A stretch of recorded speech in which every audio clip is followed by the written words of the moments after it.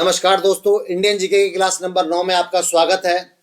ये क्लास उन बच्चों के लिए है जिनके किसी भी एग्जाम के अंदर इंडियन जीके के क्वेश्चन आते हैं।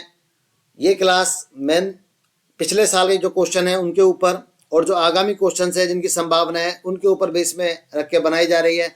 और मेन जो क्वेश्चन है वो हिस्ट्री से लिए गए हैं, इतिहास से लिए गए हैं। ये क्लास डेली आती है 8 बजे और इस सीरीज का नाम है भीष्म क्लास। कारण ये हमारी कोशिश है कि आपके क्वेश्चन जो हम करवा रहे हैं इसके माध्यम से आपकी तैयारी थोड़ी बेटर हो। तो जो बच्चे चैनल पर पहली बार आए हैं वो चैनल को सब्सक्राइब करें और वीडियो अच्छी लगती है अपने दोस्तों में शेयर करें और लाइक करें। ये क्लास आपको कितनी हेल्प करती है तैयारी में आप कमेंट बॉक्स में बता सकते हैं। और बिना टाइम खराब किए हम स्टार्ट करते हैं। क्लास नंबर 9, पहला क्वेश्चन आपके सामने स्क्रीन पर है। उस सिख गुरु का नाम बताइए जिसने पंजाबी भाषा लिखने के लिए गुरुमुखी लिपि विकसित की थी। ये सिंपल सा क्वेश्चन है, गुरु का नाम बताना है आपको। ये सारे क्वेश्चन मैं पिछली क्लासों में करवा चुका हूं। तो सही जवाब होगा आपका ऑप्शन नंबर ए, गुरु अंगद। और ये थे सेकंड नंबर के गुरु थे गुरु अंगद।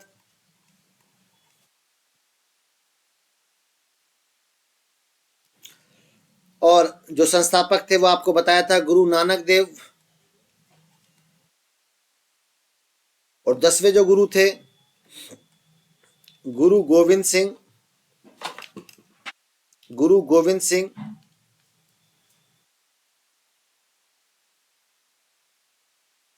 और गुरु गोविंद सिंह के ही द्वारा एक पंथ की स्थापना की गई जिसका नाम दिया गया खालसा पंथ। क्लियर हुई बात। यहां पे देखिए ऑप्शन नंबर बी दे रखा है, ये आपका रामदास जी, गुरु रामदास। ये चौथे नंबर के गुरु थे, अकबर के समकालीन थे। लगभग अकबर ने 500 बीघा जमीन 500 बीघा जमीन 500 बीघा जमीन दान दी थी भाई। दान दी किसके लिए? स्वर्ण मंदिर के लिए। आगे चलते हैं नेक्स्ट क्वेश्चन पे। किस सिख गुरु ने धार्मिक मुखिया को मनोनीत करने की प्रथा को बंद कर दिया? वो कौन से गुरु है आपको बताना है जिसने, जो धार्मिक गुरु है उसको मन से चुनना मतलब मनोनीत करने की प्रथा को बंद कर दिया था। तो आप ये बताएंगे, जल्दी से बताएं। ये इसका सही जवाब है गुरु गोविंद सिंह। गुरु गोविंद सिंह के बारे में बता दिया। 10वें, इनके बाद जो 10वें गुरु के बाद एक पद जो ज्वाइन करता है, जो खालसा पंथ को आगे बढ़ाता है, उसका जो नाम है बंदा बहादुर। याद रखेंगे आप लोग, ये याद रखें, कश्मीर से थे ये बंदा बहादुर, जिनके ऊपर औरंगजेब के द्वारा बहुत ज्यादा दबाव बनाया गया इस्लाम स्वीकार करने के लिए, पर इन्होंने इस्लाम को स्वीकार नहीं किया। नेक्स्ट क्वेश्चन, भारत में भक्ति और सूफी आंदोलन किस काल में था? भक्ति और सूफी आंदोलन का जो टाइम था वो किस काल का था आपको बताना है। जल्दी से बताइए। सही मायने में वो है, भक्ति और सूफी की बात करें तो मध्यकालीन भारत। मध्यकालीन भारत की हम बात करें तो लगभग भारत के इतिहास में 712 ईस्वी से लेके 1707 तक के समय को मध्यकालीन भारत कहा जाता है। इसे मुस्लिम काल भी कह सकते हैं आप लोग, क्योंकि जो भी राजा थे जिनकी सत्ता में मतलब जो मुख्य जगह, ज्यादातर जगह जो राजा थे वो क्या थे? मुस्लिम शासक थे। 712 में आप जानते हैं, अच्छी बात है, पहला जो मुस्लिम आक्रमण हुआ था वो हुआ था मोहम्मद बिन कासिम। याद रहेगा, ठीक है ना। यदि हम प्राचीन टाइम की बात करें, प्राचीन टाइम जो कहा जाता है वो किस टाइम को कहा जाता है? यदि कोई बताना चाह रहा है तो बताए एक बार। 600, यहां लिख देता हूं मैं नीचे थोड़ा सा, 600 ईसा पूर्व से लेके 712 ईस्वी तक के समय को कहा जाता है प्राचीन काल। आधुनिक काल की बात करें 1707 से लेके 1947 तक का जो टाइम है वो कहलाता है मॉडर्न हिस्ट्री या आधुनिक भारत, ठीक है। उत्तर आधुनिक काल के लिए बात करें, इसे राजपूत काल भी कहा जाता है। उत्तर आधुनिक काल, ये नहीं मध्यकालीन समझा मैंने। 1947 से लेके 1964 तक के समय को कहा जाता है उत्तर आधुनिक काल। याद रहेंगी बातें, याद करने वाली बातें। अब थोड़ी सी एक दो चीजें और हैं जो सूफी और भक्ति आंदोलन के संबंध में हमें याद रखनी है। एक नाम है ख्वाजा मोइनुद्दीन चिश्ती। चिश्ती।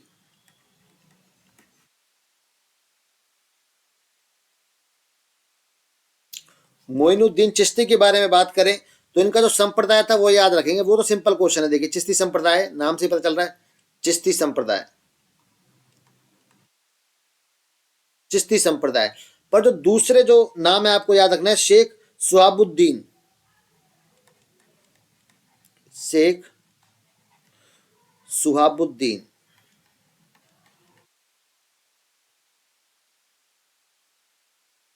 इनका संप्रदाय का नाम यदि आप याद रखते हैं, सुहारवर्दी संप्रदाय, सुहारवर्दी संप्रदाय से थे। ये आपको पेपर में अक्सर क्वेश्चन मिलता है। मोइनुद्दीन चिश्ती किस संप्रदाय से थे, आपका जवाब होता है चिश्ती संप्रदाय से। शेख सुहाबुद्दीन किस से, तो आपका जवाब होगा सुहारवर्दी संप्रदाय से। इस क्वेश्चन के बारे में जो बेसिक बातें होनी चाहिए थी मैंने सारी बता दी हैं। इस क्वेश्चन का आंसर है मध्यकालीन भारत। भारत के प्रसिद्ध स्मारकों के संदर्भ में निम्नलिखित में कौन सा जोड़ा सही नहीं है, आप बताइए कौन सा जोड़ा जो है वो सही नहीं दे रखा है इसमें। Option number A, B, C, D, कौन सी जो बात है वो सही नहीं है इनके अंदर, बताएं। आपके पास 3-4 सेकंड का समय है, जो भी आपको सही जवाब लगता है वो बता सकते हैं। ये 4 ऑप्शन दे रखे हैं आपके लिए, जो भी आपको सही जवाब लगता है बताएं आप। मैं यहाँ पे कमेंट्स देख रहा हूँ। लिंगराज का गुजरात में है या नहीं है, हरमिंदर दी पंजाब में है या नहीं है, क्या लगता है आपको इन क्वेश्चनों के बारे में?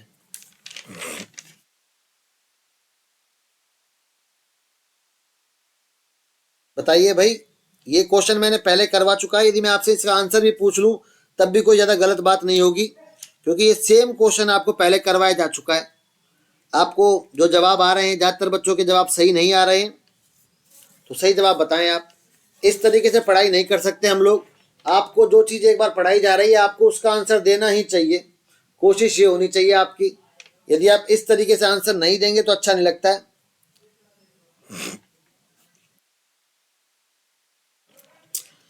चलिए, एक बच्चे का जवाब सही है सिर्फ, जो ऑप्शन नंबर बी है उसका जो संबंध है हरमिंदर जी का मंदिर, जो उनका गुरुद्वारा बोला जाता है, इसका निर्माण गुरु रामदास ने करवाया था। ये बात सारी सही है। ये पंजाब में नहीं है बच्चों, ये कहां पर माना जाता है, इसे माना जाता है अमृतसर के अंदर। जोड़ा सही है, सॉरी सॉरी सॉरी, अमृतसर तो पंजाब में ही बच्चों। और मुझे याद है जो पिछली बार क्वेश्चन करवाया था वो बिल्कुल इससे उल्टा था, नहीं वाला क्वेश्चन था, इसलिए मेरे को थोड़ा याद वो गलत रहा। अब देखिए इस क्वेश्चन में बहुत सारी बातें हैं सीखने के लिए, अब चलो सीखते हैं। गोलकुंडा कहां पर है, गोलकुंडा की बात करें, गलत दिख रहा होगा आपको। गोल गुंबज की बात करते हैं तो इसका सही जवाब होगा आपका बीजापुर। बीजापुर कर्नाटक के अंदर। लिंगराज जी का मंदिर कहां पर है, जल्दी से बताएं। तो लिंगराज जी का मंदिर गुजरात में नहीं है, कहां पर है, भुवनेश्वर। और उन्नाकोटी गुफा जो कि है वो मेघालय में नहीं है, कहां पर है आपको बताना है। तो सही जवाब होगा त्रिपुरा।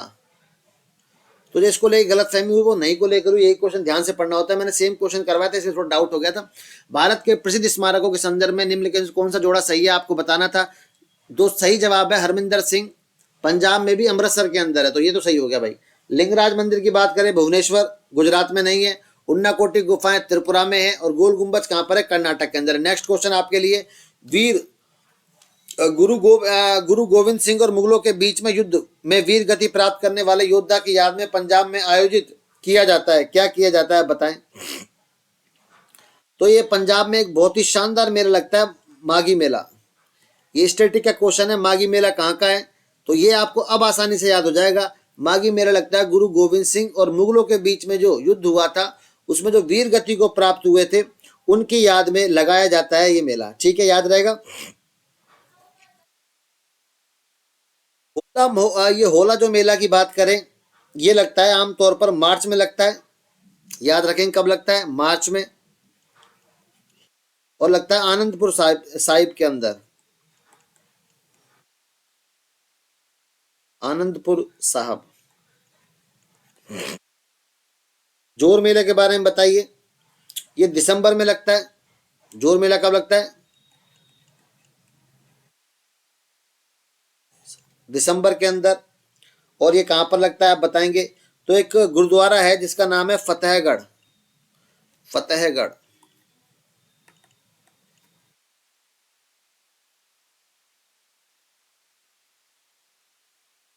फतेहगढ़ साहिब के अंदर लगता है। फतेहगढ़ साहिब गुरुद्वारा है, वहां पर लगता है। ठीक है, याद रहेंगी बातें। और लास्ट है आपका, ये आपके लिए। अब माली मेले के भी थोड़ा आप बताना चाहें, थोड़ा बता सकते हो। और कुछ आपको याद है तो अच्छी बात है, नहीं याद है तो कोई दिक्कत नहीं है।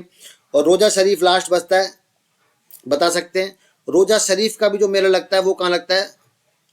फतेहगढ़ साहिब के अंदर लगता है। ठीक है ना, ये दोनों सेम लगते हैं, याद रखेंगे। कुल मिला के जो बात है वो ये है। इस क्वेश्चन का सही जवाब है आपका माघी मेला। पंजाब में स्टैटिक में सीधा पूछा जाता है माघी मेला कहाँ का फेमस है, तो जवाब होता है पंजाब का। बात नंबर 1 पहली तो ये हो गई।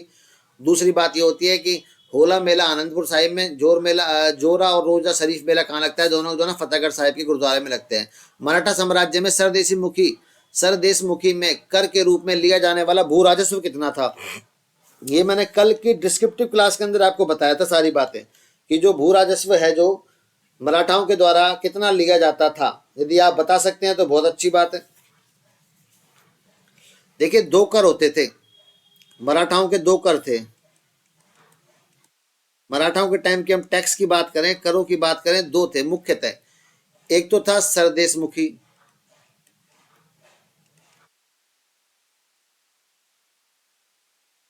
और दूसरा था चौथ कर।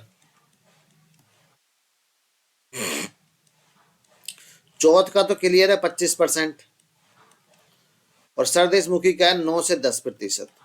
तो सही जवाब क्या होगा? ऑप्शन नंबर ए। शिवाजी के शासनकाल में निम्न में से कौन सा कर वसूला जाता था? आप नाम देख के भी अंदाजा लगा सकते हैं शिवाजी के टाइम में कौन सा कर वसूला जाता था इनमें से। बहुत ही सिंपल क्वेश्चन है। जकात, बाली, दयासल, सरदेशमुखी। देखिए जकात तो एक इस्लामी वर्ड है, पर आप सीधा आंसर याद रखें क्या है? सरदेशमुखी। लगभग कितना परसेंट? 10%। ये तो हो गया आपका आंसर। जकात के बारे में आपको पता ही है। बाली के बारे में बताइए। ये सारे भू राजस्व कर है। कौन से राजस्व कर है? भूमि पर दिए जाने वाले टैक्स, भू राजस्व। ये मुस्लिम्स के द्वारा लिया जाता था, मुस्लिम शासकों के द्वारा। ये दोनों सॉरी जकात, ठीक है। और जो ये कर था, ये जहां पे जो राजा थे इनके द्वारा लिया जाता था, बाली कर। सारे के सारे क्या भू राजस्व कर हैं। तीसरा, आंग्ला मराठा युद्ध के बाद में पेशवा को पेंशन के लिए कहां भेज दिया गया था? क्वेश्चन शानदार है, आपको पता है, अच्छी बात है। नहीं पता है तो आप बताएंगे। तीसरे आंग्ला मराठा युद्ध के बाद पेशवा को कहां भेज दिया गया था? सही जवाब क्या है? तो देखिए वैसे तो क्वेश्चन का जवाब सही है, बिठूर। बिठूर भेज दिया गया था पेंशन पे। अब यहाँ पर दिमाग में आता होगा कि साहब पहला युद्ध कब हुआ था? मैं यहाँ पे लिख रहा हूँ आंग्ला मराठा। आंग्ला मराठा का मतलब है अंग्रेज और मराठाओं के बीच में युद्ध हुए। जो आंग्ला मराठा के बारे में नंबर 1 जो युद्ध हुआ था वो हुआ था 1785 से 1775 से, सॉरी 1782, पहला युद्ध। दूसरा जो युद्ध हुआ वो हुआ 1803 से 1806। तीसरा जो युद्ध हुआ वो हुआ 1817 से लेके 1818। ठीक है, याद रखना। पहला आंग्ला मराठा कब हुआ? पहला युद्ध हुआ था 1775 1782। दूसरा 1803 से 1806। तीसरा 1817 से लेकर 1818। राजपूत शासक और मुगल साम्राज्य सेनापति जयसिंह प्रथम और मराठा छत्रपति शिवाजी के बीच में पुरंदर की संधि पर हस्ताक्षर कब हुए थे? ये पुरंदर की संधि पहले ही बताई जा चुकी है। 1665 देख के लगा दें आप। 1665 बराबर किसकी संधि हुई थी? पुरंदर, पुरंदर की संधि। और किन किन के बीच में? जयसिंह फर्स्ट के बीच में और शिवाजी के बीच में। याद रखना आप, ये दोनों सिंपल सा क्वेश्चन है, पेपर में बहुत ज्यादा पूछा जाता है। ज्यादा इसके बाद करने के लिए कोई बात है नहीं, थोड़ा सा बताए थे। चलो, जयसिंह एकमात्र राजा है, जयसिंह एकमात्र राजा है जिसने शिवाजी को संधि के लिए मजबूर कर दिया था।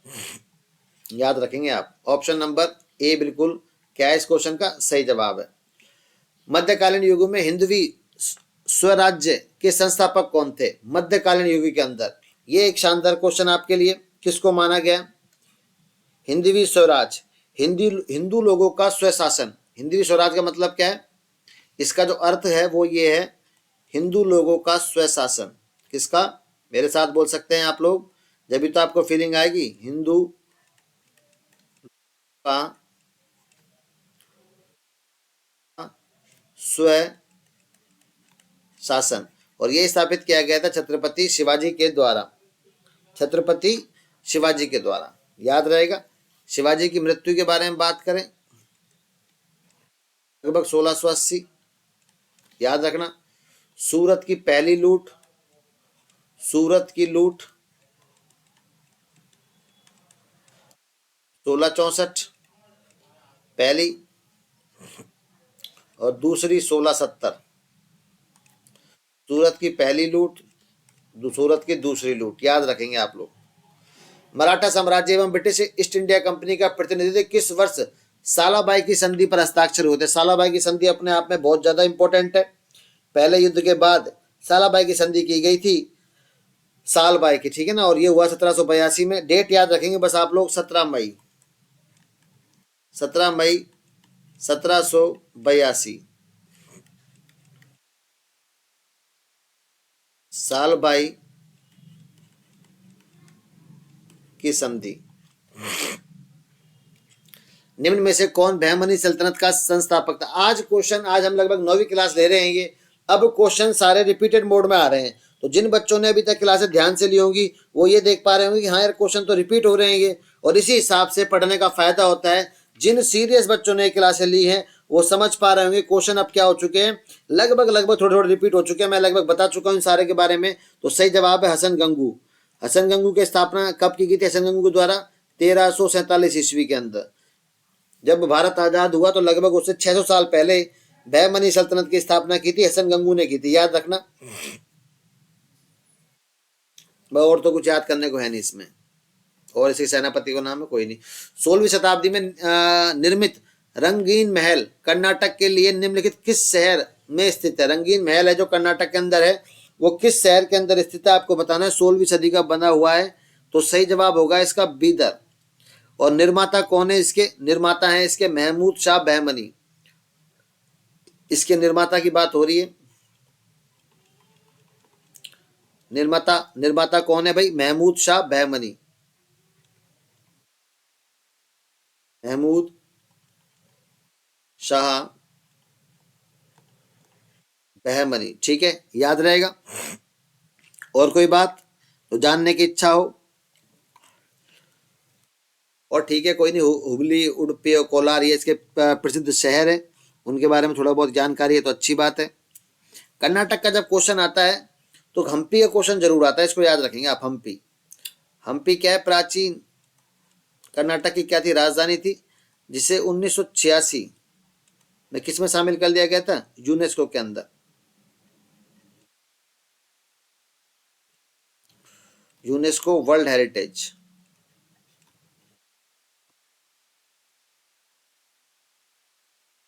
अगला क्वेश्चन, महमूद गवा खालिस्तान के राज्य का वजीर था। कहां का वजीर था महमूद गवा?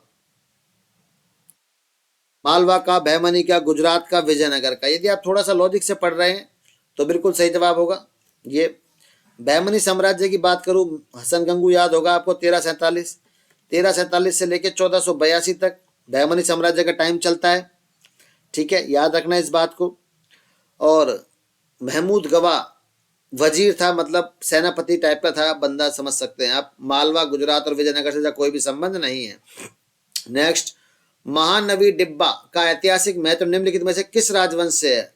एक नाम पहचाने आप, महानवी डिब्बा का संबंध किससे है? तो जो बच्चे ध्यान से पढ़ रहे हैं वो अंदाजा लगा सकते हैं। चौहान चोल तो संभव ही नहीं है, पांडे और विजयनगर हो सकते हैं। तो सही जो जवाब है वो है आपका ऑप्शन नंबर सी, विजयनगर साम्राज्य। विजयनगर महानवी डिब्बा का दूसरा नाम है दशहरा डिब्बा। दूसरा क्या नाम है? आपसे पेपर में आ सकता है स्टैटिक क्लास में, दशहरा डिब्बा किस राज्य का, किस साम्राज्य का त्योहार है? तो आपका जवाब होगा विजयनगर। विजयनगर के बारे में एक बात हमेशा याद रखें, 1336 हरियर बुक्का, अब हरिहर बुक्का कौन है, ये आपके मुंह से आवाज जानी चाहिए, निकलनी चाहिए, जिसके जवाब से आ चुका है अभी तक कि हरिहर। दो भाई हैं, एक तो हरि और हर, ये एक ही नाम है, और इसके साथ में कौन है, बुक्का। और चार वंश हैं, उसका नाम कमेंट्स में करेंगे। विजयनगर के अंदर जो प्रमुख चार वंश है मैं बार बार बता चुका हूं आपको। जब आपको मैं काफी चीजें 3-4 बार पढ़ा दूंगा तो फिर मेरा भी अधिकार है कि मैं आपसे क्वेश्चन पूछूं, ठीक है। तो आपके लिए क्वेश्चन ये है, निम्नलिखित में से विदेशी यात्री में से कौन एक इतावली व्यापारी था जिसने विजयनगर का दौरा किया था। ये भी क्वेश्चन आपके सामने डिस्कस हो चुका है पिछली सीरीज में। आज कुल मिला के वो क्वेश्चन है जिनके बारे में पहले ही मैं स्टैटिक का मतलब पहले ही आपको बताया जा चुका है। सबसे अच्छी बात यह है, इतावली। ऑप्शन नंबर ए निकोला दे कोंती सही जवाब है। कोंती भी लिखा होता है, कई जगह कोंटी भी लिखा होता है, इसको कंफ्यूज मत होना आप। कहाँ के व्यापारी थे, इतावली के व्यापारी थे। किसके टाइम में आए थे, देवरादित्य के टाइम में आए थे। ये कहाँ के राजा थे, विजयनगर के थे। ये विजयनगर के राजा थे, ठीक है। फार्नो न्यूज कहाँ का यात्री है, ये है पुर्तगाल का। ये राजा कहाँ का है यात्री है, पुर्तगाल का है। किसके समय में आया था, अच्युत राय।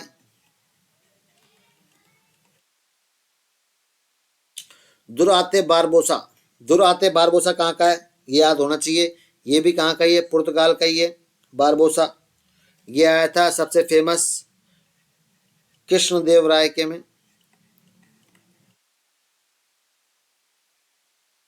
और ये आपको बताना मार्को रिक्की, मैं बता चुका हूं पहले इसके बारे में, ठीक है। सारी बातें नहीं। अगला देखिए, 1792 में मैसूर के टीपू सुल्तान और ब्रिटिश ईस्ट इंडिया कंपनी के निम्नलिखित में से किस प्रतिनिधि द्वारा श्रीरंगपट्टनम की संधि पर हस्ताक्षर कर दिए गए थे। कहने का मतलब है टीपू सुल्तान 1792 में, यदि किसी को शासनकाल याद है, गवर्नर जनरल चैप्टर आता है मॉडर्न हिस्ट्री आधुनिक भारत में, तो वो इस क्वेश्चन का जवाब बिल्कुल आराम से लगा देगा। उसे ज्यादा मगजमारी करने की जरूरत नहीं पड़ेगी। पर याद होना चाहिए आपको कि भाई 1792 में कौन था। आपके पास 10 सेकंड का समय है, आप बताना चाहें बता सकते हैं इस क्वेश्चन का जो भी सही जवाब लग रहा है आपको। कोई भी बच्चा यदि जानना चाहे तो सही जवाब होगा कॉर्नवालिस, चार्ल्स कॉर्नवालिस, या इन्हें कहा गया लॉर्ड कॉर्नवालिस।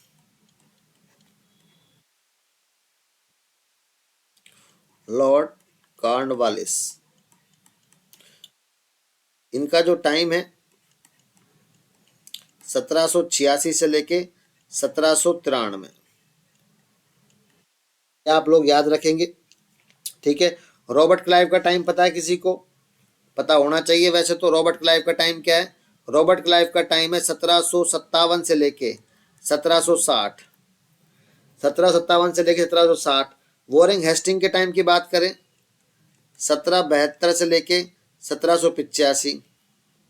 जॉन कार्टियर की लेके बात करें, जॉन कार्टियर का बताए आप 1769 से लेके 1772 के अंत तक। ये इनके टाइम है गवर्नर जनरल के। कॉर्नवालिस का ये लिख दिया मैंने 1786 से लेकर 1793, जो कि इस क्वेश्चन का सही जवाब है, आंसर है। वार्निंग हेस्टिंग का है 1772 से 85।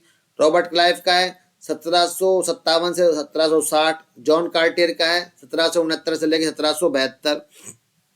भारत के किस राज्य में माणिक्य वंश का शासन था, माणिक्य वंश। नाम देख के पहचानिए आप, क्या आपको लगता है सही जवाब आप लगा सकते हैं, अंदाजा लगा सकते हैं। माणिक्य वंश का शासन था, जल्दी से बताइए। सही जवाब जिनका मणिपुर आ रहा है वो तो गलत है। सही जवाब क्या है, त्रिपुरा। लगभग जो टाइम है वो है लगभग 1400 ईस्वी, 1400 ईस्वी। और माणिक्य वंश के संस्थापक हैं, संस्थापक की बात करें तो महामाणिक्य।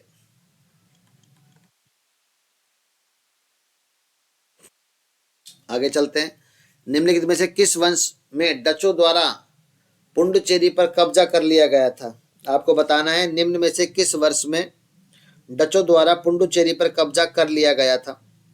सिंपल सा क्वेश्चन है, याद नहीं है अच्छी बात है, याद होना चाहिए। 1693 में डचों के द्वारा कब्जा कर लिया गया था। कुछ चीजें हैं जैसे अलग अलग क्वेश्चन आते हैं कि अंग्रेज कब आए, डच कब आए, फ्रांसीसी कब आए, तो ये सब क्वेश्चंस आते रहते हैं आने को, अभी बात करेंगे जब आगे आएगा। तो आपको याद रखना है कि डचों ने कब्जा कर लिया 1600, और डच की बात करें सबसे पहले डच ही आए थे 1602 के अंदर, 1608 में अंग्रेज आए थे भारत के अंदर। अब अंग्रेजों का मतलब व्यापार के हिसाब से बता रहा हूँ मैं आपको, ठीक है। और 1664 में सबसे लास्ट में आए थे फ्रांसीसी, याद रखना है। ये कंपनियों की बात हो रही है, east India company, company type की बात बता रहा हूँ। ये मत सोचना कि हमने तो सुना है 1600 में आए थे, वो सही है, कंपनियों की बात की जा रही है। जब व्यापारिक केंद्र लगाए गए थे डचों के द्वारा 1602 में, अंग्रेजों के द्वारा 1608 में, फ्रांसीसियों के द्वारा 1664 में लगाया गया था। अंग्रेजों ने वर्ष में सिख युद्ध में सिखों को पराजित करके पंजाब राज्य में विलय कर लिया था। पंजाब का राज्य विलय कर लिया था। आपको बताना है कब कर लिया था। तो पंजाब का विलय कब हुआ था आप सबको पता है, डलहौजी याद होगा, मैंने लिखवाया था 1849 में कर लिया था इस युद्ध में। इस क्वेश्चन में और तो कुछ है नहीं बताने के लिए, ऑप्शन नंबर सी बिल्कुल सही है। श्रीरंगपट्टनम की लड़ाई में टीपू सुल्तान की हार के बाद अंग्रेजों के साथ अधीनस्थ गठबंधन के तहत किसने मैसूर पर शासन किया था, किसने मैसूर पर शासन किया था, आपको ये बताना है। मैसूर पर शासन किस वंश के द्वारा किया गया था। यदि आपका जवाब वाडियार वंश है तो बिल्कुल सही है। 2 साल के बच्चे को शासन बना दिया, राजा बना दिया 2 साल के बच्चे को, तो आपको याद रखना है 2 साल का बच्चा उसे राजा बना दिया गया था। ऑप्शन नंबर सी बिल्कुल सही जवाब है। खालिस्तान के जन्म 1166 ईस्वी में चौहान राजा सोमेश्वर व उनकी पत्नी कपूरी देवी के यहाँ हुआ था। उसका बालक का नाम क्या था उस बच्चे का, वो बच्चा आगे जाकर पृथ्वीराज चौहान के नाम से फेमस होता है।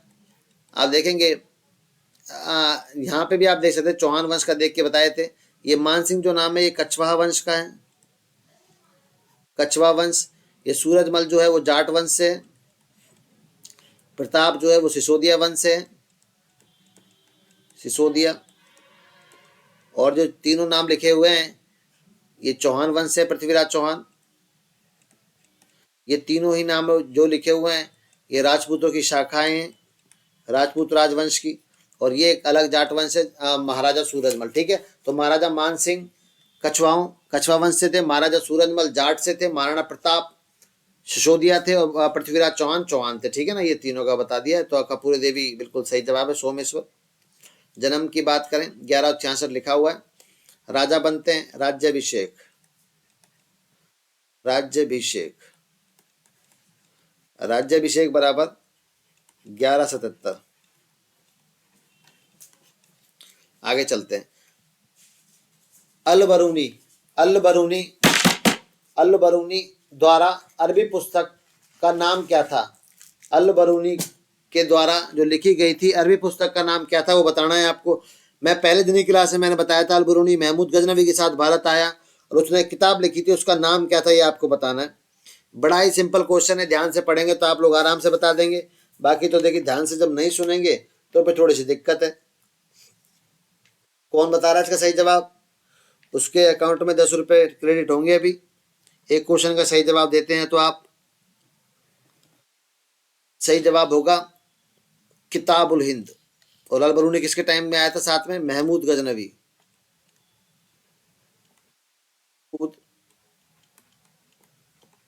गजनवी के टाइम पे आया था, ठीक है ना। और किसी को कुछ आता है या कोई जानना चाहता है बताए जल्दी से, और कोई बात है तो।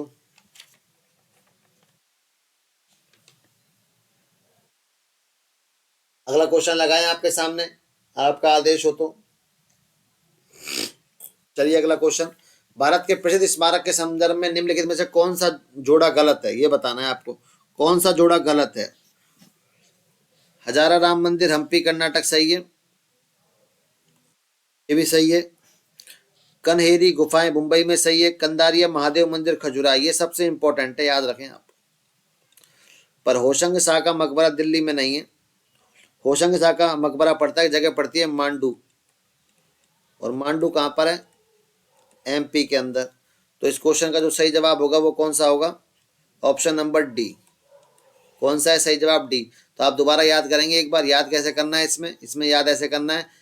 हजारा राम मंदिर हम्पी में, कन्हेरी गुफाएं मुंबई में, कंदारिया महादेव मंदिर खजुराहो में, होशंग शाह का मकबरा मांडू में। सल्तनत काल में 1206 से 1526 के दौरान कितने राजवंशों ने शासन किया था? तो सही जवाब मैं आपको बता चुका हूं, ऑप्शन नंबर सी, 5 राजवंश थे। पहला कौन सा था? एक ट्रिक बताई थी आपको, गुड़ खा ले तू साले, ये लाइन बता दी गई है और कुछ भी लेना देना नहीं है। तो जो पहला वंश था वो था गुलाम, दूसरा था खिलजी, तीसरा था तुगलक, तीसरा था तुगलक, गुलाम था, खिलजी था, तुगलक था, उसके बाद था सैयद और लास्ट में था लोधी। गुलाम 1206 से लेके 1290, खिलजी 1290 से लेके 1296, तुगलक सॉरी 1296 नहीं, गलत लिख दिया मैंने, ये लिख दिया मैंने, किसका टाइम लिख दिया, ये लिख दिया है प्यारे बच्चों मैंने टाइम इनके संस्थापक का। संस्थापक था जलालुद्दीन खिलजी। तुगलक की बात करें 1320 से लेके 1414, सैयद की बात करें 1414 से लेके 1451 और लोधी की बात करें 1451 से लेके 1526। दिल्ली सल्तनत की स्थापना किस वर्ष हुई थी? बिल्कुल आप बता सकते हैं जो भी है। दिल्ली सल्तनत के संस्थापक की बात करें, संस्थापक है इसका कुतुबुद्दीन ऐबक, कुतुबुद्दीन ऐबक। सल्तनत का संस्थापक कौन है? कुतुबुद्दीन ऐबक। चलो हिंट देता हूं मैं, गुलाम वंश, इसका टाइम है 1206। तो सही जवाब तो आपका ये आ गया। दिल्ली सल्तनत की बात हो रही है। इसी का लास्ट की बात करें, लास्ट इब्राहिम लोदी, लास्ट का राजा कौन सा है? इब्राहिम लोदी। इब्राहिम लोदी की बात करें, लोदी वंश, और लोधी वंश का जो टाइम था अंतिम पॉइंट 1526 था। वैसे तो याद ही है आपको, लिखवाया था पीछे तो याद रखेंगे। जयदेव ने गीत गोविंद नामक कविता का संग्रह किस शताब्दी में किया था? जयदेव ने गीत गोविंद नामक कविता का संग्रह किस शताब्दी में किया था? गीत गोविंद हो या गीता गोविंद हो, दोनों एक ही बात है। और इसका बिल्कुल सही जवाब है 12वीं शताब्दी के अंदर जयदेव ने गीत गोविंद या गीता गोविंद का संग्रह किया था। ये क्या शानदार किताब है जिसके अंदर काफी सारी बातें दे रखी है। तो अगला क्वेश्चन लगाएं आपके सामने या कुछ और बताया जाए आपको। अब ज्यादा क्वेश्चन बचे नहीं है, बस थोड़े बहुत लास्ट क्वेश्चन बचे हैं। तो जिन लोगों ने अभी तक वीडियो को शेयर नहीं किया है, लाइक वाइक नहीं किया है, वो लाइक कर दें और अपने दोस्तों के साथ शेयर वेयर कर दें। थोड़ा हमें भी लगेगा ठीक ठाक सिस्टम हो रहा है, तुम लोग कर रहे हो। नहीं तो कई बार ऐसा लगता है कि हम लोग यूं ही भैं करके चले जाएंगे और आप लोगों की सेहत पे कोई खास फर्क पड़ता है नहीं। ठीक है, अगले क्वेश्चन में चलते हैं। निम्नलिखित में से किस किले में महारानी रजिया सुल्तान ने उसके विद्रोही सेनापति मलिक अल्तुनिया द्वारा पराजित होने के बाद जेल के रूप में कार्य किया था? तो यह है किला मुबारक। कहानी सुनी होगी आपने, लव स्टोरी मैंने सुनाई थी रजिया की। उसमें जो रजिया के लिए क्वेश्चन है, देखिए रजिया के सारे क्वेश्चन बहुत सारे आते हैं। रजिया का शासनकाल एक फेमस क्वेश्चन है, 1236 से लेकर 1240। प्रथम महिला सुल्ताना, प्रथम महिला शासक। और फिर आता है इसका मकबरा। मकबरे की बात करूं कहां पर है? कैथल के अंदर। एक कैथल जगह पड़ती है हरियाणा के अंदर। और अब आपको ये पता लग गया जब अल्तुनिया से पराजित हुई थी तो अल्तुनिया ने इसे कहां रखा था? किला मुबारक के अंदर। ऑप्शन नंबर ए बिल्कुल सही जवाब है। और इसके साथ निम्नलिखित में से किस दिल्ली के सुल्तान ने अपने लिए एक महान जन्म गढ़ने के लिए अफरासियाब के वंश का पता लगाया था? तो सही जवाब होगा Balban, option number C. Balban का शासनकाल की बात करें 1265 से लेकर 1287। ठीक है, बलबन की बात हो गई। बलबन ने दल क्या किया था? एक दल चालीसा था बच्चों। दल चालीसा का मतलब होता है 40 लोगों का ग्रुप जो राजा की खिदमत में रहता है। दल चालीसा। दल चालीसा का अंत किसके द्वारा हुआ? बलबन के द्वारा। लोहा रक्त की नीति, लोहा रक्त की नीति किसने चलाई थी? बलबन ने चलाई। जो भी कोई बोलता है उसे मार दो। और सजदा व पायबोस, सजदा पायबोस मतलब राजा के सामने घुटने पर बैठो और राजा के पैरों को चूमो। ये सब किसने किया? बलबन ने स्टार्ट किया। दल चालीसा का अंत किया, लोहा रक्त की नीति। ये सब दल चालीसा का गठन के बारे में बात करता है। गठन, यदि कोई पूछे आपसे तो ये शानदार क्वेश्चन बनता है। गठन हुआ था, गठन किया था इल्तुतमिश ने, इल्तुतमिश के द्वारा। ठीक है, याद रखना इस बात को। कुतुबुद्दीन ऐबक, अलाउद्दीन खिलजी, ये सब जो कहानी है याद रखने वाली बात है। टाइम मैंने काफी और बता दिया है आपको। इल्तुतमिश का मतलब है 1211 से लेकर 1236। अलाउद्दीन का मतलब है 1296 से लेकर 1316। तो ये सब याद रखेंगे आप। मेरे को एक क्वेश्चन में डाउट आ रहा है, मैं गलत लिख, हाँ ठीक लिखा है, चलो ठीक है। मेरे को ये चेक करना था, खिलजी वंश मैंने 16 तो नहीं लिखा गलती से, ये सही लिखा हुआ, कोई दिक्कत नहीं है। चलिए अगले क्वेश्चन पे चलते हैं। वंश की स्थापना में कुतुबुद्दीन ऐबक के द्वारा, कुतुबुद्दीन ऐबक के द्वारा की गई थी, जिसकी 1206 से लेके 1290 तक उत्तर भारत में शासन किया। बिल्कुल सिंपल जवाब आपके लिए, गुलाम वंश 1206 से लेके 1290। खिलजी वंश आप सबको पता है 1290 से 1320। आज ही दूसरी बार लिखवा रहा हूँ। तुगलक वंश की बात करें 1320 से लेके 1414। और लोधी वंश की बात करते हो आप लोग तो ये है 1451 से लेके 1526। आज ही क्लास बच्चों यही थी, मैं रिपीट करवाता हूँ आपको एक बार एक क्लास। आप लोग अब भी इसे कम समय में जो भी मैंने पढ़ाया है वो मैं सारा रिवीजन करवा दूंगा। आपसे सिर्फ हम लोग यही चाहेंगे कि आप लोग अपना सपोर्ट बनाए रखें और जो भी है आप समझदार हैं। पहला क्वेश्चन स्टार्ट करता हूँ, मार्कर कलर चेंज कर लेते हैं, जिससे अब जो हम रिवीजन करेंगे वो कलर एक बिल्कुल अलग होना चाहिए जो अभी तक हमने इस्तेमाल नहीं किया। जैसे कि कौन सा लें बताओ, बताओ भाई, कमेंट करो। ये ले लें लाइट ब्लू, स्काई ब्लू, ठीक है ये ले लिया। सिख गुरु का नाम बताना जिसने पंजाबी भाषा में लिखने के लिए गुरमुख लिपि। तो आपका सीधा जवाब होगा गुरु अंगद, सेकंड नंबर। और पहले गुरु नानक थे, 10वें गुरु गोविंद सिंह थे, खालसा पंथ के थे। रामदास के बारे में बात की गई, अकबर ने इसे 500 बीघा जमीन दी थी। ऑप्शन नंबर ए सही जवाब है। किस सिख गुरु ने धार्मिक मुखिया का मनोनीत पद की प्रथा अंत कर दी? तो ये 10वें गुरु अंतिम गुरु थे, गुरु गोविंद सिंह। इन्होंने अपने बाद एक योग्य व्यक्ति को चुना, बंदा बहादुर, जो कश्मीर से था। ऑप्शन नंबर बी सही जवाब है। भारत में भक्ति आंदोलन और सूफी आंदोलन का काल किस टाइम पे कहा जाता है? तो मध्यकालीन भारत को कहा जाता है सूफी और भक्ति आंदोलन का, क्योंकि जब मुस्लिम आक्रमण हुए थे तो सूफी जो आंदोलन थे वो इन्हीं के साथ आए, सूफी संत इनके साथ में आए थे। और मोइनुद्दीन चिश्ती और शेख सुहाबुद्दीन, इनके जो संप्रदाय के लिए क्वेश्चन ज्यादा आते हैं तो संप्रदाय में चिश्ती संप्रदाय और सुहारवर्दी संप्रदाय के बारे में क्वेश्चन आते हैं। भारत के प्रसिद्ध स्मारकों के संदर्भ में निम्नलिखित में से कौन सा जोड़ा सही है? सही है को पूछा है, बार बार मैं कह रहा हूँ, ध्यान रखेंगे। हर मंदिर साहिब का जो गुरुद्वारा है वो पंजाब के अंदर है, बिल्कुल सही जवाब है, अमृतसर के अंदर है।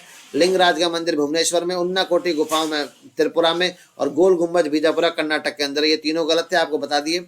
गुरु गोविंद सिंह और मुगलों के बीच में हुए वीर गति को प्राप्त करने वाले योद्धाओं की याद में कौन सा माघी मेला मनाया जाता है? होला मेला आनंदपुर साहिब में, और रोजा शरीफपुर और जोर मेला कहाँ भरता है? फतेहगढ़ साहिब के में लगता है। मराठा साम्राज्य में सर देशमुखी के कर के रूप में लिया जाता है भू राजस्व परसेंटेज कितना है? तो सही जवाब है भू राजस्व परसेंट जो है वो तो 10% है, बिल्कुल सही जवाब है। ये सर देशमुखी ये क्या है? भू राजस्व कर है, ये याद रखना है। कौन सा कर है? ये भू राजस्व कर। और जो चौथा कर है वो टैक्स होता है अलग।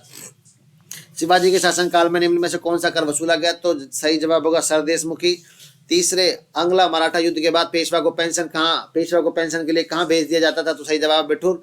अंग्ला और मराठा में 3 युद्ध हुए, 1775 से 82 में, 1803 से लेकर 6, 1817 से लेकर 1818। राजपूत शासक और मुगल साम्राज्य के सेनापति जयसिंह प्रथम और मराठा छत्रपति शिवाजी महाराज के बीच में किस वर्ष पुरंदर की संधि पर हस्ताक्षर हुए थे? तो सही जवाब होगा 1665। ऑप्शन नंबर ए पुरंदर की संधि।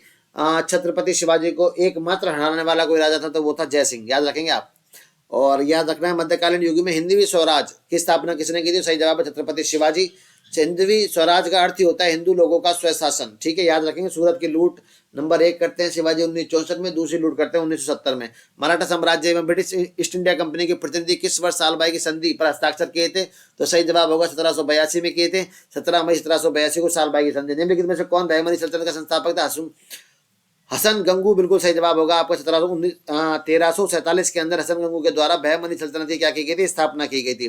16वीं शताब्दी में निर्मित रंगीन महल कर्नाटक के निम्नलिखित में से किस शहर में स्थित है? तो रंगीन महल की बात करें, इसके जो निर्माता हैं वो है महमूद शाह बहमनी, और ये बीजर के अंदर है, कर्नाटक के अंदर, याद रखेंगे आप, ठीक। महमूद गवा के राज्य का वजीर था, कौन था वजीर? आपको ये बताना है। सॉरी महमूद गवा किस राजवंश का वजीर था? तो है बहमनी साम्राज्य का। बहमनी साम्राज्य का संस्थापक आपको पता है हसन गंगू है, और शासनकाल है 1347 से लेकर 1482 का शासनकाल है। अगला क्वेश्चन, महानबी डिब्बा एक ऐतिहासिक महत्व निम्नलिखित में से किस राजवंश का है? तो सही जवाब होगा विजयनगर का। दशहरा डिब्बा जो है उसी का दूसरा नाम है महानबी डिब्बा। 1336 में हरिहर बुक्का ने इसको स्थापना की। और आपके सामने मैंने क्वेश्चन छोड़ा था कि विजयनगर साम्राज्य में 4 वंश थे, इनके नाम आप कमेंट में करेंगे, मैं लगभग 3 बार बता चुका हूं। नेक्स्ट क्वेश्चन, निम्नलिखित में से आपको ये बताना था कि कौन सा जो विदेशी यात्री था, व्यापारी था, वो इतावली से आया था? तो सही जवाब होगा option number A, Nicola de Conti, बिल्कुल सही है। उसके बाद फार्नोसो न्यूज आया था पुर्तगाल से, दुआते बारबोसा भी पुर्तगाल से आया था। मोरक्को रिंकी कहां से आया था? ये आपके लिए क्वेश्चन है, क्योंकि तैयारी का मजा तभी आएगा जब आप भी पढ़ेंगे साथ में। अगला क्वेश्चन, 1792 के अंदर मैसूर के टीपू सुल्तान और ब्रिटिश ईस्ट इंडिया कंपनी में निम्नलिखित में से कौन सा व्यक्ति था जिसने श्रीरंगपट्टनम की संधि पर हस्ताक्षर किए थे? तो ऑप्शन नंबर ए है चार्ल्स कॉर्नवालिस। ये क्वेश्चन मैंने आपको सारे करवा दिए हैं, आप अब भी जवाब नहीं दे पाते तो आपको एक बार वीडियो और देखना चाहिए, क्योंकि एक बार पढ़ने के बाद हम लगभग, हाँ ठीक है डिस्क्रिप्शन नहीं याद होता है, पर एक बार में आप आंसर याद जरूर कर सकते हैं। इस क्वेश्चन का आंसर ये रिपीट करने का कारण ये है कि आपको इन चीजों को याद हो सके और आप समझ सके। कॉर्नवालिस के टाइम की बात करें 1786 से 1793, वॉरेन हेस्टिंग्स की बात करें 1772 से 85, जॉन कॉर्टियर की बात करें 69 से 72, और रॉबर्ट क्लाइव की बात करें 1757 से लेकर 1760। भारत के किस राज्य में माणिक्य वंश का शासन था? तो माणिक्य को देख के आप मणिपुर ना लगाएं, त्रिपुरा बिल्कुल सही जवाब होगा। और इसके संस्थापक थे लगभग, जो उनका नाम है महामाणिक्य, और टाइम लगभग बताया जाता है 1400 ईस्वी में त्रिपुरा के अंदर, जो वर्तमान में त्रिपुरा है, उसमें माणिक्य वंश शासन करता था। निम्नलिखित में से किस वर्ष में डचों द्वारा पुडुचेरी पर कब्जा कर लिया गया? तो सही जवाब होगा, सही जवाब है 1693। भारत में ये कुछ विदेशी कंपनी आई थी, ये आने का जो टाइम लिखा गया है, ये इनका आने का टाइम नहीं है, ये है इनके द्वारा स्थापित कंपनियों को करने का टाइम। तो डचों ने जो कंपनी स्थापित की थी 1602 में की, अंग्रेजों ने 1608 में की, और फ्रांसीसियों ने 1664 के अंदर की, याद रखेंगे। अंग्रेजों ने वर्ष में खालिस्तान दे रखा आपके लिए। अंग्ला सिख युद्धों में सिखों को पराजित करने के बाद पंजाब को अपने राज्य में विलय कर लिया था। तो सही जवाब होगा आपका 1849। आपको याद रखना चाहिए नाम, लॉर्ड डलहौजी जो नाम है, याद रखेंगे। श्रीरंगपट्टनम की लड़ाई में टीपू सुल्तान की हार के बाद अंग्रेजों के साथ अधीनस्थ गठबंधन के तहत किसने मैसूर पर शासन किया था? किस वंश ने? तो वाडियार वंश के 2 साल के बच्चों को बैठा दिया गया था अंग्रेजों के द्वारा, और उन्होंने ही इस पर शासन किया था, याद रखेंगे, वाडियार। अगला क्वेश्चन, खालिस्तान दे रखा है 1166 में। चौहान राजा सोमेश्वर चौहान में उनकी पत्नी कपूरी देवी यहाँ पर हुआ था, ठीक है। उनको किस बच्चे का जन्म क्या था, नाम क्या था? तो सही जवाब होगा पृथ्वीराज चौहान। पृथ्वीराज चौहान के बारे में बात करें, यही आगे जाके एक बहुत बड़े राजा बनते हैं, जो आपने तराइन फर्स्ट, तराइन सेकंड के अलावा बहुत युद्ध लड़े हैं, जो जीते हैं ये। इन 4 ऑप्शन में बात करें, राजा मानसिंह जो कछवा वंश के थे, महाराणा प्रताप सिसोदिया वंश के थे, महाराजा सूरजमल जाट वंश के थे। कछवा, चौहान और सिसोदिया तीनों ही राजपूत वंश है, और जो सूरजमल नाम है वो क्या है? जाट वंश है, ठीक है। अगला ऑप्शन आपके लिए क्वेश्चन, अल बरूनी द्वारा अरबी पुस्तक का नाम क्या था जो उनके द्वारा लिखी गई थी? पहला क्वेश्चन, अल बरूनी किसके साथ में भारत आया? तो सही जवाब महमूद गजनवी के साथ में आया, और किताबुल हिंद इनके द्वारा रचना की गई थी। भारत के प्रसिद्ध स्मारकों में से एक गलत दे रखा है, आपको वो पहचानना है। हजारा राम मंदिर हम्पी बिल्कुल सही है, कन्हेरी गुफाएं मुंबई सही है, कंदरिया महादेव का मंदिर खजुराहो, ये आपको वेरी वेरी मोस्ट इंपॉर्टेंट है, इसे याद कर लेना, आप सबसे ज्यादा पूछा जाता है।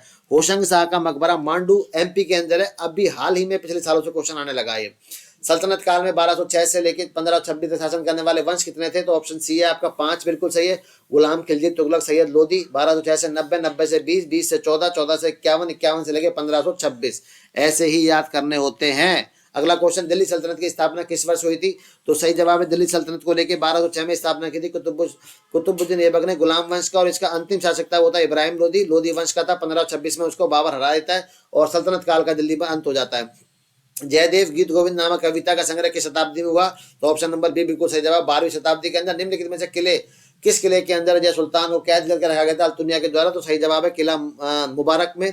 और रजिया के बारे में बात करें, सबसे ज्यादा रेलवे के अंदर पूछा जाने वाला क्वेश्चन, रजिया का टाइम क्या था? तो रजिया का टाइम है 36 से लेकर 40, 1200। ये है सल्तनत काल की पहली महिला शासिका, और इसका मकबरा है कैथल हरियाणा में। ये बिल्कुल नया क्वेश्चन है आपके लिए, बिल्कुल नया, जो कि अभी देखिए 2020 में आया, पहली बार ये, तो आप थोड़ा अवेयर रहेंगे इस चीज को लेके। किला मुबारक के अंदर कैद किया गया था। आज की क्लास में आपको ये क्वेश्चन और देख लेते हैं, निम्नलिखित में से किस दिल्ली के सुल्तान ने अपने एक महान जन्म को गढ़ने के लिए प्राचीन अफरासिया वंश का पता लगाया? तो सही जवाब बलबन। बलबन के टाइम की बात करें, बलबन गुलाम वंश का राजा था, जिसका शासनकाल 1265 से लेकर 1287 था। दल चालीसा का अंत, लोहा रक्त की नीति, सिजदा पायबोस प्रारंभ करना, इसकी कुछ प्रमुख काम थे जो पेपर में आता है। क्वेश्चन कैसे आता है? लोहा रक्त की नीति किसके द्वारा अपनाई गई थी? लोहा रक्त की नीति। तो लोहा रक्त की नीति की बात करें तो किसने अपनाई थी? बलबन के द्वारा। बलबन में लोहा रक्त का मतलब होता है सिंपल सा, कोई दुश्मन है इसको मार दो, बात खत्म करो, तलवार से काट दो, खून निकाल दो उसका। सिजदा पायबोस का मतलब है सुल्तान के सामने घुटने पर बैठना, 5 उसका मतलब है उसके पैरों को चूमना। इस दल चालीसा का अंत जिस बलबन ने किया था, उसकी स्टार्टिंग किसने की थी, गठन किया था इल्तुतमिश के द्वारा। ये बात आपको याद रखनी है। वंश की स्थापना कुतुबुद्दीन ऐबक ने 1206 से लेकर 90 तक की। सही जवाब, बड़ा सिंपल जवाब है, गुलाम वंश। इसी के साथ आज की क्लास खत्म होती है। क्लास को लेने के लिए, वीडियो को देखने के लिए धन्यवाद। जो बच्चे नए हैं वो सब्सक्राइब करें चैनल को, अपने दोस्तों में शेयर करें, और आपका जो भी कोई इंपॉर्टेंट कमेंट्स है वो आप हमारे साथ साझा कर सकते हैं। मुलाकात कल दोबारा 8 बजे इंडियन जीके की 10वीं क्लास में होगी। अब क्वेश्चन रिपीट होने लगे हैं, तो जिन बच्चों ने अभी तक सब्र से पढ़ाई की है वो ये देख पा रहे होंगे क्वेश्चन अब रिपीट हो रहे हैं। मैं 2 क्लासें और लाऊंगा अभी हिस्ट्री से, जो आपको क्वेश्चनों को याद करने में और हेल्प करेगी। राजस्थान जी की क्लास जो 9 सवा 9 बजे आती थी, वो डेली 3 बजे होती है, तो आप सब लोग उस क्लास को देख सकते हैं। और 9:15 बजे उसके टाइम पर मैथ के इंपॉर्टेंट क्वेश्चन आपके लिए क्लासें लाई जा रही हैं, तो आप अपने दोस्तों में शेयर करें और अपना सपोर्ट बनाए रखें। आज के लिए इतना ही, मुलाकात कल होगी। धन्यवाद।